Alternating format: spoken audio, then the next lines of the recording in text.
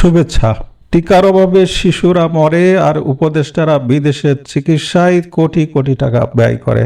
একদিকে টিকার অভাবে হামে আক্রান্ত হয়ে মৃত্যুর প্রহর গুনছে দেশের সাধারণ শিশুরা, আর অন্যদিকে অন্তর্বর্তী সরকারের উপদেষ্টারা রাষ্ট্রের কোটি কোটি টাকা খরচ করে বিদেশে নিয়েছেন ভিআইপি চিকিৎসা। সাধারণ জনগণের ট্যাক্সের টাকায় এ কেমন নির্মম তামাশা।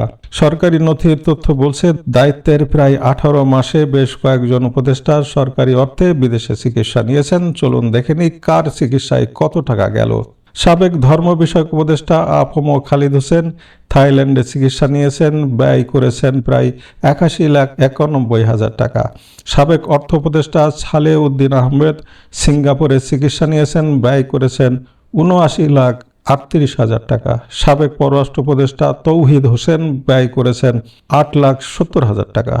সাবেক সংস্কৃতি উপদেষ্টা মোস্তফা সরোয়ার ফারুকী ব্যয় করেছেন 7,15,000 টাকা। সাবেক জ্বালানি উপদেষ্টা ফাউজুল কবির খান ব্যয় করেছেন 5,39,000 টাকা। তালিকা এখানে শেষ নয়। হাসান আরিফ, ডক্টর এম আমিনুল ইসলাম, আলী ইমাম মজুমদার থেকে শুরু করে খোদ স্বাস্থ্য উপদেষ্টা নুরুজ্জাহান বেগমও সিঙ্গাপুরে ছুটেছেন চিকিৎসার জন্য। এমনকি ওয়াহিদুদ্দিন মাহমুদ, আদিলুর রহমান খান, ডক্টর আনিসুজ্জামান ও শেখ মঈনউদ্দিনও সরকারি কোষাগার থেকে নানা অঙ্কের অর্থ নিয়েছেন। ওনাদের যুক্তি কি জানেন? আফম খালিদ হোসেন বলেছেন, দেশে নাকি প্রয়োজনীয় চিকিৎসা ব্যবস্থা নেই। সালেহ উদ্দিন আহমেদের দাবি, দেশে তার রোগী শনাক্ত করা সম্ভব হয়নি। অথচ 2025-26 অর্থ বছরে স্বাস্থ্য খাতে আমাদের বাজেট ছিল 41,908 কোটি টাকা। এত বড় বাজেটের পরও যদি রাষ্ট্র পরিচালনাকারীদেরই উন্নত চিকিৎসার জন্য বিদেশে ছুটতে হয়, তাহলে এই দেশের স্বাস্থ্য ব্যবস্থা কাদের জন্য? প্রতি বছর 15 থেকে 17 লাখ মানুষ বাধ্য হয়ে ভারতে যায় চিকিৎসা নিতে। বিপুল বৈদেশিক মুদ্রা হারায় দেশ। টিআইবির নির্বাহী পরিচালক ডক্টর ইফতেখারুজ্জামান স্পষ্ট বলেছেন, সরকারি নিয়মে চিকিৎসা নেওয়ার সুযোগ থাকলেও যথাযথ প্রমাণ ও বিল ভাউচার থাকতে হবে। যদি ভাউচার ছাড়া অর্থ ছাড় হয়ে থাকে, তবে শুধু যিনি টাকা নিয়েছেন তিনি নন, যিনি অনুমোদন দিয়েছেন তাকেও জবাবদিহির আওতায় আনতে হবে।